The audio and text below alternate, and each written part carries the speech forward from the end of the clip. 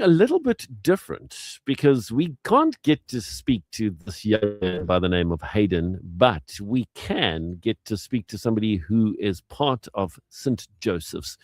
And such an honor and a privilege to say a very good morning to Dushina, who is the fundraising lead at St. Joseph's Intermediate Pediatric Care. Good morning. How are you doing, Dushina? Good morning, Jonathan. Very well, thank you. Thank you Is for having us this morning. It is a huge, huge pleasure. So today we're sharing a story that feels especially profound at this time of the year, Christmas season. It's a story of resilience, expert care, and what can only be described as a Christmas healing miracle. 7-year-old Hayden arrived at St. Joseph's Intermediary Palliative Care earlier this year, unable to walk, unable to swallow, and in constant pain after battling tuberculosis, meningitis. His prognosis was uncertain and his little body was very fragile and malnourished. Please just tell us about your experience and the team's experience of when little Hayden arrived there. Yes, Jonathan, I think you've encapsulated it perfectly. When Hayden arrived with us from the Overberg, he was fragile and fearful, as you can imagine.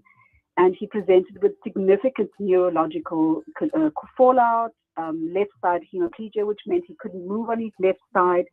He had visual impairment, severe irritability to such an extent that his therapy sessions were very challenging. He didn't want to be touched because he was in so much pain. He was unable to swallow and received all his nutrition through a tube.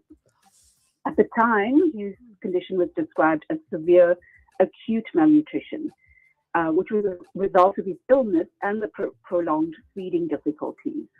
His nutritional rehabilitation took a slow and gentle start, carefully adjusting his feeding according to his level of nausea and discomfort.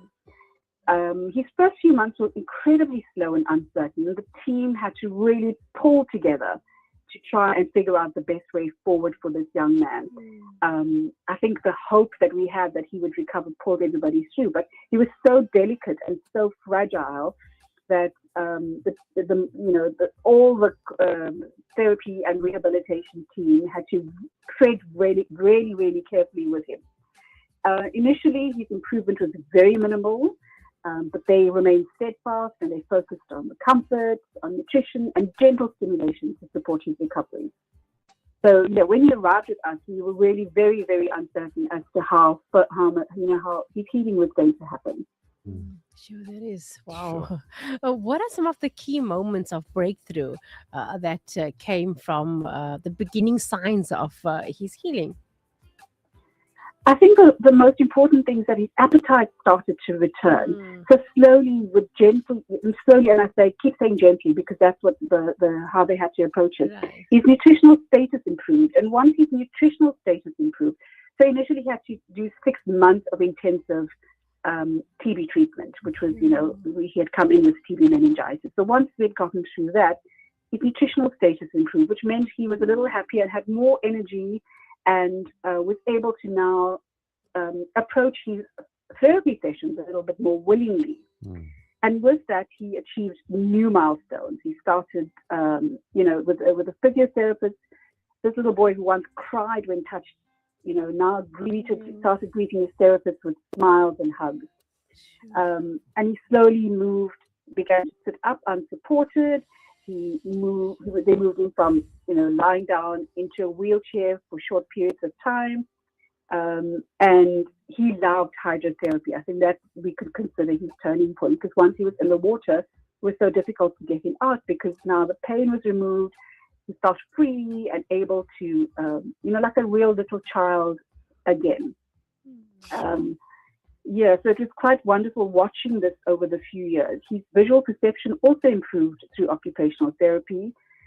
Then he improved to such an extent with his nutrition that he was able to avoid surgery. So he was on the list for surgery to have his PEG removed, and he avoided that. So it was really that, I think, for us was incredible. And after that happened, it just started. His improvement started escalating. Yeah, that is amazing.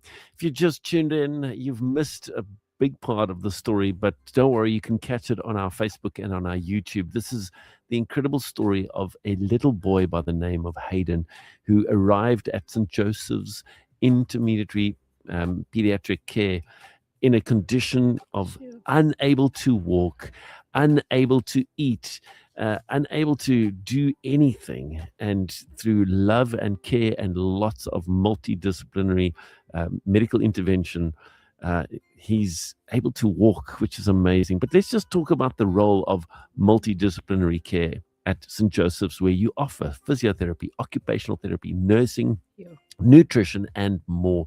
How did these different disciplines work together in supporting Hayden's recovery? I think, Jonathan, one of the key principles of St. Joseph's is holistic care. We look at the whole child. So even though children are admitted to us for medical care, St. Joseph's firmly believes that medical doesn't happen alone. There's a whole support system that goes around it. And quite often the children that are admitted to us are complex. It's not just the one condition. We look at Hayden, it was TB meningitis, but the implications of that TB meningitis meant that he needed physiotherapy, he needed occupational therapy, he needed the services of the dietitian, he needed speech therapy to learn to be able to swallow again. So that is not just Hayden, it's all the kids that are admitted to St. Joseph's.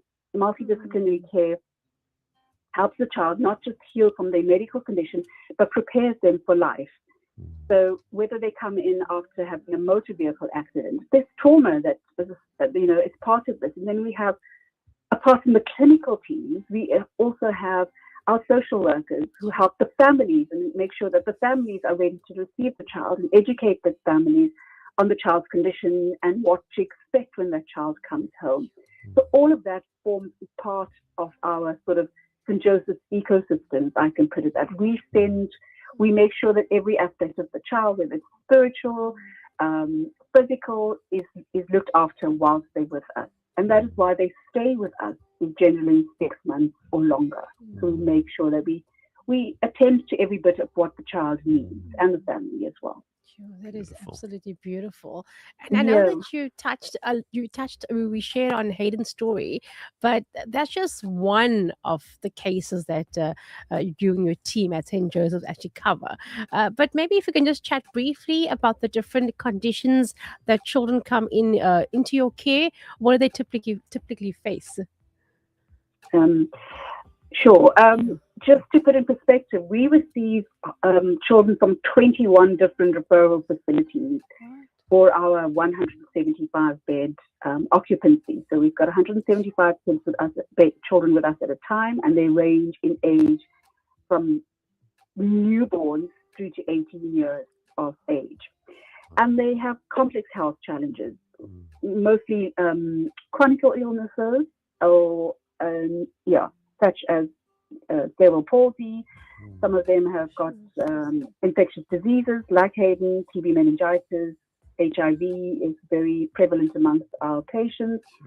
Brain injuries, sometimes from trauma, from gunshot wounds, motor vehicle accident, a pedestrian accident, or even abuse. Some admitted with neurological disorders, and of course we have our cancer patients. So it's a wide range of illnesses that are treated at St. Joseph's, where they receive this rehabilitative and restorative care. So our clinical team has to be able to attend to many, many, many conditions that our children are faced with. Yeah, sure. As we start to wrap up, Dushina, thank you so much for your time. Thank you for the amazing team at St. Joseph's. But just want to talk briefly before we give the contact details. Talk about the need for emotional well-being, the smiles, the hugs, the love. Did you notice anything with regard to Hayden and his journey to recovery? if you think about a child being taken away from its family for a period of time to recover, we know it's best for the child because they're in a really in the right place at the right time. But it is challenging and difficult for a child to be away from family. So we make sure that our team is their family, that there's lots of hugs and smiles, and every person that's involved with every single patient, provides that caregiver role, the emotional role that's missing at that point. So we all, the surrogate moms and dads, and it ranges from the operational staff to the driver who takes the child back to the hospital. Every child gets person gets very involved with the children that are with us, just to make sure that they feel joy and that they feel that they're getting better. So it's really, really an important part of how we approach this journey with our children. Beautiful. Well, and in closing, if we can ask, how can people find out more information on the work that you're doing? I think our website, if people can go to our website, it is the season of giving, and we're asking people to please support these children who have nowhere else to receive the care that they do at St. Joseph's. Our website is www.stjosephsipc.org.za, and you can follow us on our social media platforms, Facebook, Instagram, and LinkedIn. That is so easy. Come on, ladies and gents, please do something, make a difference. The easiest way is through their website, stjosephsipc.org.za. It's just such a heartwarming story, and to God be the glory for what he's done. So thank you so much. Thank you for chatting to us this morning. On the line there, we had Dushina, the fundraising lead at St. Joseph's, and what an incredible story. Thank you so much for your time. Thank you, Jonathan. Thank you for having us on CCFm. Great pleasure. Have a good one. Merry Christmas, and God bless you and everybody at St. Joseph's. Thank you very much. Take care. Bye. Amazing grace, how sweet.